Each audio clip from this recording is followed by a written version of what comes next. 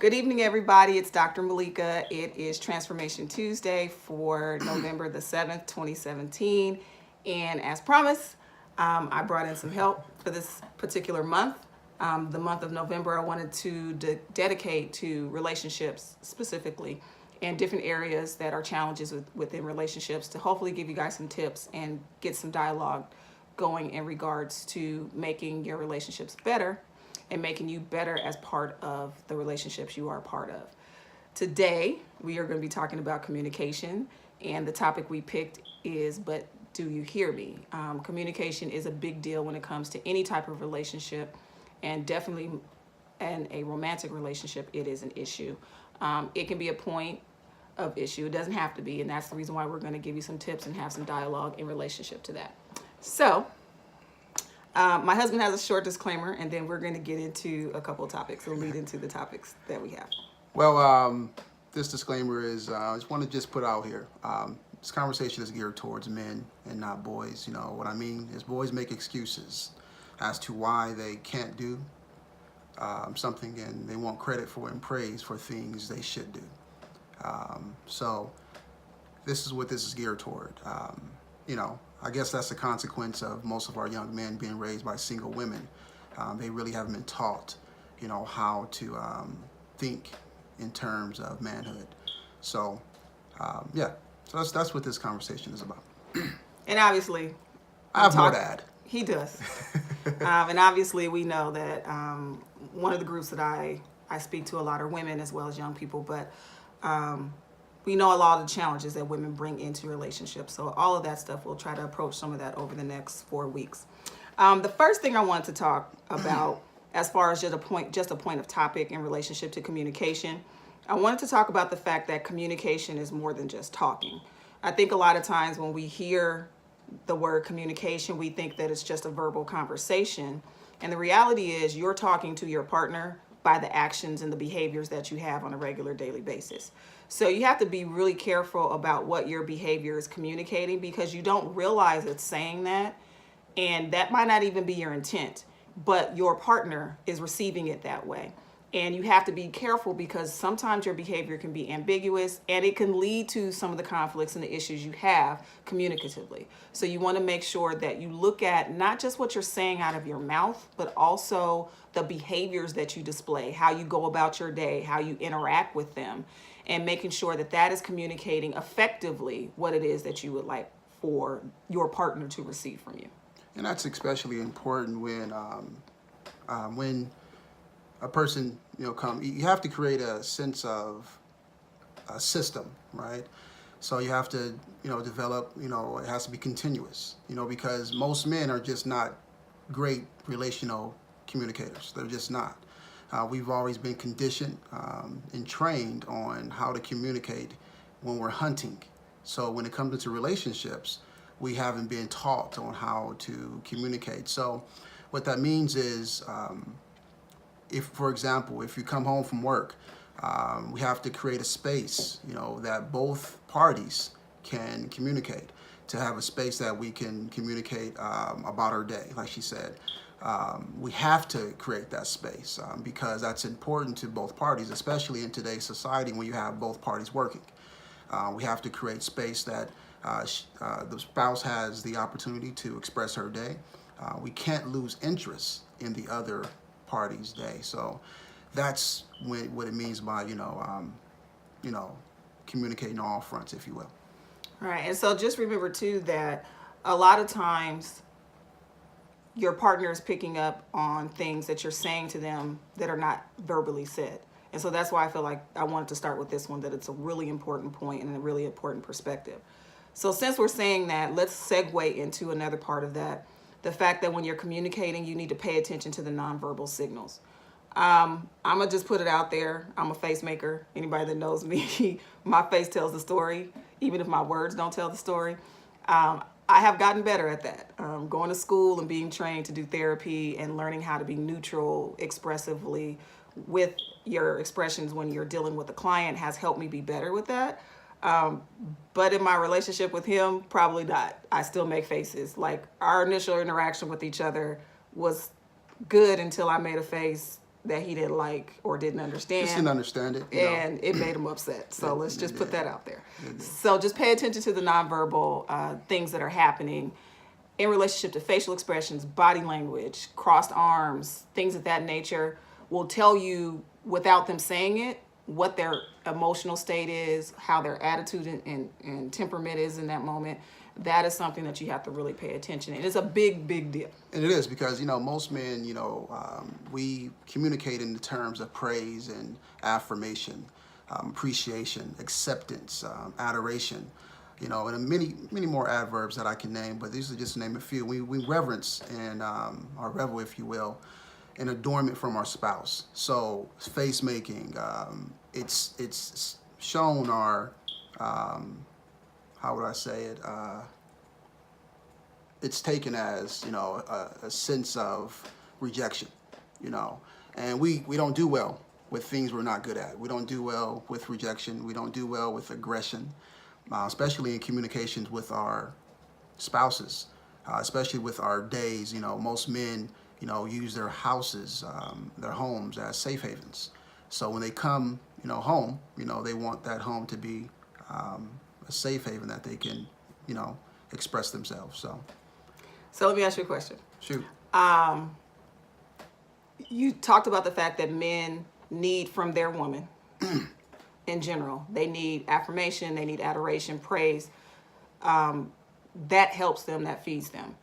Do you feel like certain body languages can give off that without them having to verbally say that? Is there nonverbal ways that they can communicate that effectively? As far as the spouse or men? The woman can communicate that affirmation to the man non-verbally. Sometimes it's just a smile. It's just an just excited to see. You come in. When I come in. From a hard day's work, and she walks up and kisses me. That breaks down all the barriers that I brought in from the outside. Okay. So that's simple, there you go. Simple enough. That's simple. So listen, ladies. Kiss your man when he come home from work. Appreciate that. If you're home first, they appreciate that. All right. Here's another one I wanted to talk about. This is a big one. When you're communicating, stay focused in the here and now. Now, we got a saying amongst us when we start going back in the past and bringing up past mistakes and past issues and past situations. While you bringing up old stuff, we say that to one another. Yeah. Because we get stuck in... We say we're over something, and we say we've moved past that, and we say we've healed from something. And the reality is, if we get into a conversation in the present that can veer off towards that, we bring that old stuff up. So big thing is you need to focus in what's happening right now. Digging up the past, digging up old bones is never going to make the present better. You want to make sure that you're focused on what is happening right now. What is the issue right now? What are we dealing with right now? What are we communicating about right now? Because that keeps you off of that slippery slope, that keeps you in, that hamster wheel that keeps going around in circles. You don't want to do that. And it can happen, and that can lead to the demise of a relationship when you keep getting stuck on the same issues over and over and over again. Because men, we like to we communicate and converse in strategy. We converse when in with planning, so we're naturally problem solvers, and anytime the spouse comes in and, we want to solve their problem. So we have it in our relationship that I say, hey, when she comes and tells me about whatever's going on, I say, hey, you want me to solve the problem, or do you want me just to hear and listen? So and she says, I want you to just listen. So men out there, we got to make sure that, you find that space just to listen, because we naturally are problem solvers. And that's what we want to provide a solution, especially to our families, because we problem solve all day in our jobs, and we're given, again, praise, for doing those things. That's the way we're built.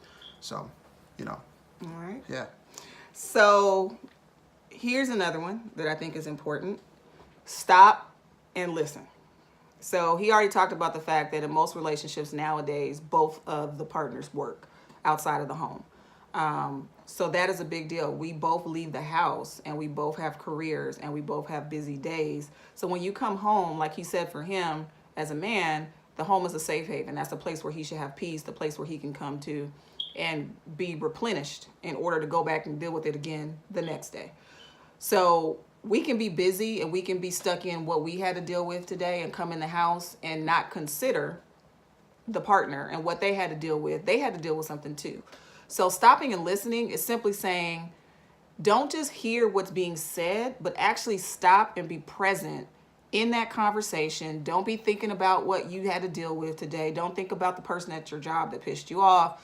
Don't think about the task that you have for tomorrow for work, but actually stop, be present, and hear what your partner is saying to you, because that's a big deal. If they feel like you don't really care, you're not tapped into the conversation, will they talk to you? Oh, that's huge. That's huge, because, we're not good, some of us are, but most of us aren't good in relational communications. We're just not, and because we always want to impact our spouse. We want to have an impact, be impactful with our spouse, and we want to make sure that our opinions are valued.